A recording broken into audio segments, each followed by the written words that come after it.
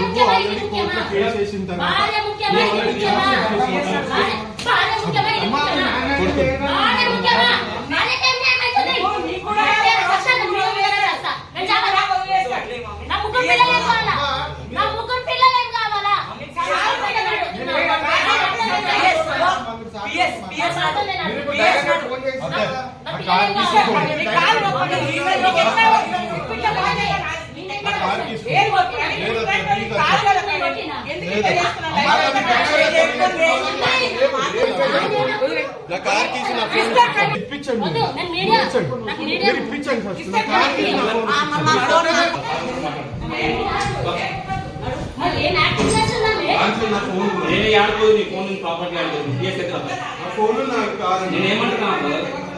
నేను ఇంటికి ఐఫోన్ డబ్బా